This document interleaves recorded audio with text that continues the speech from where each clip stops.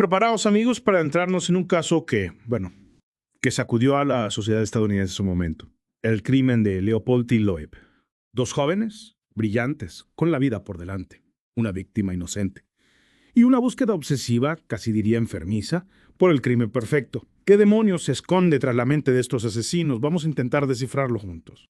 Un caso que nos lleva a Chicago, 1924. Un caso que, fíjate, nos obliga a cuestionar no solo la naturaleza del mal, sino también el peso de las ideas, hasta qué punto las ideas pueden influir en las acciones y, por supuesto, los límites de la justicia. Hoy vamos a desvelar los detalles de un crimen, sí, meticulosamente planeado, pero que a pesar de su complejidad no pudo escapar a la justicia. Para comprender este caso, creo que lo primero que tenemos que hacer es asomarnos al abismo de las mentes de estos dos jóvenes, Nathan Leopold y Richard Loeb. Dos jóvenes, en apariencia con un futuro prometedor, provenientes de familias adineradas de Chicago. ¿Qué los empujó a cometer un acto tan atroz? Lo que a mí me fascina de este caso es el contraste entre sus personalidades. Por un lado tenemos a Leopold, un genio obsesionado con la ornitología, los idiomas, un erudito, vamos, con un coeficiente intelectual altísimo, pero también, y esto es importante, con una profunda inseguridad.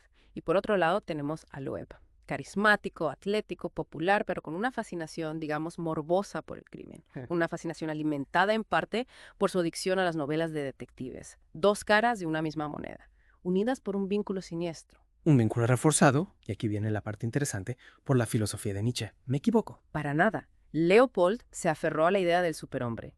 Se convenció a sí mismo y luego a Loeb de que estaban por encima de la moral convencional. ¿Cómo pudo una idea tan abstracta llevarlos a cometer actos tan concretos y tan terribles? Leopold interpretó a Nietzsche a su manera. La idea del superhombre, que para Nietzsche representaba la superación de las limitaciones humanas, en la mente de Leopold se convirtió en un salvoconducto para la transgresión. Se convenció de que las leyes no se aplicaban a él. Y esta peligrosa creencia lo llevó a una serie de delitos menores: robos, vandalismo, incluso incendios provocados. Exacto, eran experimentos para ellos, pruebas para confirmar su excepcionalidad. La ausencia de consecuencias, claro, alimentaba su arrogancia, esa peligrosa convicción de estar por encima del bien y del mal. Pero todo esto al final no es más que un preludio del crimen que los haría tristemente famosos. El asesinato de Bobby Franks. ¿Cómo surgió esta idea? Esta obsesión por el crimen perfecto. La idea del crimen perfecto se convirtió en una obsesión para Leopold, una forma de demostrar al mundo su inteligencia superior. Loeb, fascinado por la audacia de la idea, se convirtió en su cómplice. Planearon cada detalle, con una minuciosidad escalofriante. Eligieron el arma, un cincel, diseñaron un complejo plan de secuestro, elaboraron una estrategia para cobrar el rescate, todo fríamente calculado. Es escalofriante, sí. Elegir un cincel en lugar de un arma de fuego, por ejemplo, denotaba una crueldad premeditada. Y la complejidad del plan de rescate, bueno, no era más que una forma de enmascarar la verdadera motivación del crimen, el placer de matar. Y la víctima, Bobby Franks, un chico de tan solo 14 años, conocido de Loeb, seleccionado casi al azar como un peón en su retorcido juego. La elección de Bobby Franks fue fría y despiadada. Un chico de su entorno, vulnerable, fácil de manipular. Y el secuestro, ejecutado con una sangre fría que hiela la sangre. Loeb convenció a Bobby para que subiera al coche con la excusa de hablar de una raqueta de tenis. Imaginó la escena. La inocencia de Bobby, ajeno al peligro que se cernía sobre él. Una escena que nos llena de horror. La facilidad con la que lo engañaron, la confianza traicionada. Y en este punto creo que necesitamos detenernos un momento y tomar un respiro antes de adentrarnos en los detalles más oscuros del caso. La brutalidad del crimen en sí misma, la investigación policial, el juicio y el alegato de Darrow, todo eso lo dejaremos para la siguiente parte de nuestra inmersión en el caso Leopold y Loeb. Sí, es necesario un momento de pausa para asimilar la magnitud de la tragedia que se avecina, porque lo que hasta ahora hemos visto, por terrible que parezca, es solo el preludio de un acto aún más cruel, un acto que marcará para siempre la historia criminal de Estados Unidos. Volvemos a adentrarnos en el caso de Leopold y Loeb, un caso marcado por la frialdad, el cálculo. Dejamos a Bobby Franks subiendo al coche, sin sospechar el destino que le esperaba. ¿Qué ocurrió después? Dentro del vehículo, el horror se hizo realidad. Loeb, armado con el cincel, golpeó a Bobby repetidamente en la cabeza. Es difícil imaginar la brutalidad del ataque, la impotencia del joven. Es como si en ese momento la máscara de racionalidad de Leopold y Loeb se resquebrajara, dejando aflorar una violencia primitiva incontrolable. Tras los golpes, lo asfixiaron con un trapo, apagando para siempre su joven vida. Un acto que nos habla de la crueldad sin límites de estos dos jóvenes. Es escalofriante pensar en la sangre fría, la ausencia total de humanidad. Matar a Bobby Franks se convirtió para ellos en un mero trámite, un paso más en su plan maestro. Con el cuerpo sin vida de Bobby en el coche, se dirigieron a un lugar previamente elegido, un solitario lago en Hammond, Indiana, a unos 40 kilómetros de Chicago. Su objetivo era deshacerse del cuerpo sin dejar rastro, borrar cualquier evidencia. Bajo la oscuridad de la noche, desnudaron el cadáver de Bobby y lo arrojaron a una alcantarilla. Pero no se conformaron con eso. Para dificultar la identificación del cuerpo, le arrojaron ácido clorhídrico en la cara y los genitales. Un acto macabro. Es como si quisieran borrar cualquier rastro de la identidad de Bobby, convertirlo en un fantasma. Un acto que, además de su crueldad, revela un intento desesperado por mantener el control. De vuelta en Chicago, mientras la ciudad se conmocionaba por desaparición de Bobby Franks, Leopold y Loeb ponían en marcha la siguiente fase de su plan: el cobro del rescate. Leopold, haciéndose pasar por George Johnson, llamó a la madre de Bobby, informándole del secuestro y exigiendo un rescate. Una farsa cruel. Enviaron una nota mecanografiada a la familia Franks, con instrucciones precisas para la entrega del dinero. Un plan complejo, lleno de códigos y pistas falsas, diseñado para despistar a la policía. Su confianza en la propia inteligencia era tal que creían poder burlar a las autoridades. Se veían a sí mismos como maestros del engaño, como titiriteros moviendo los hilos del destino. Pero el destino a veces se burla de los planes más elaborados. Antes de que los Franks pudieran entregar el rescate, un hombre encontró el cuerpo de Bobby y alertó a la policía. El crimen perfecto comenzaba a desmoronarse. El hallazgo del cuerpo supuso un duro golpe para Leopold y Loeb. La posibilidad de ser descubiertos. El pánico por primera vez se apoderaba de ellos. Desesperados, intentaron eliminar cualquier evidencia que pudiera incriminarlos.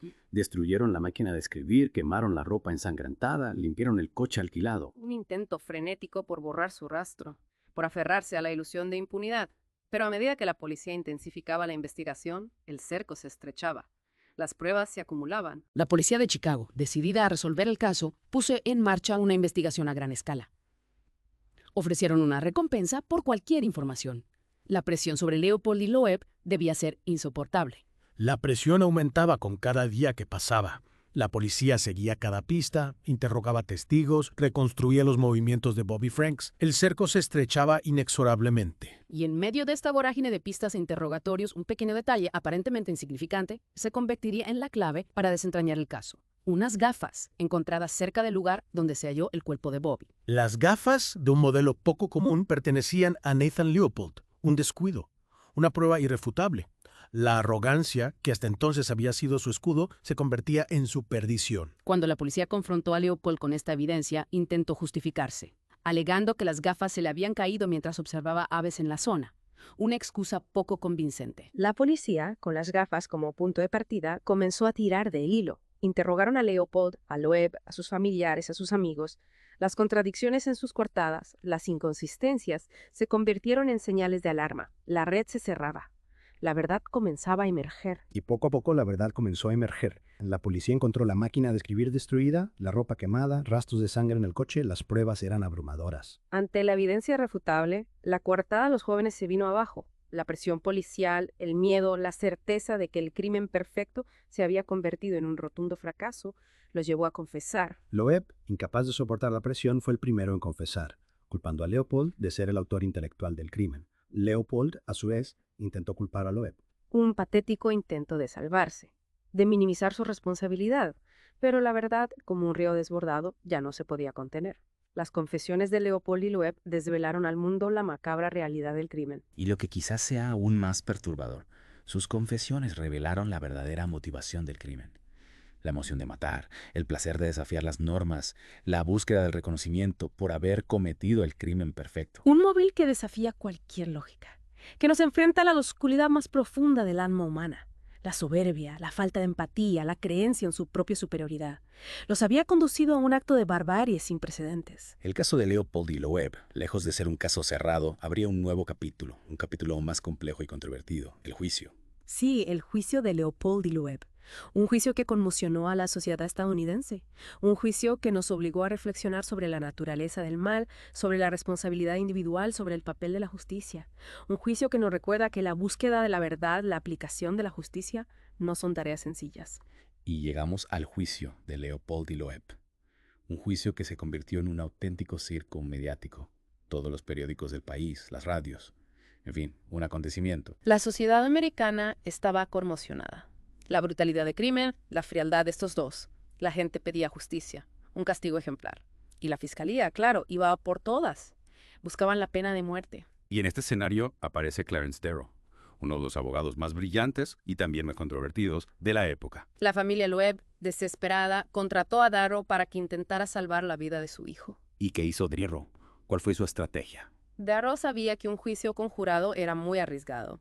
Así que optó por una estrategia, digamos, poco convencional. Renunciar al juicio y declararse culpable ante el juez. Una decisión arriesgada. Sin duda.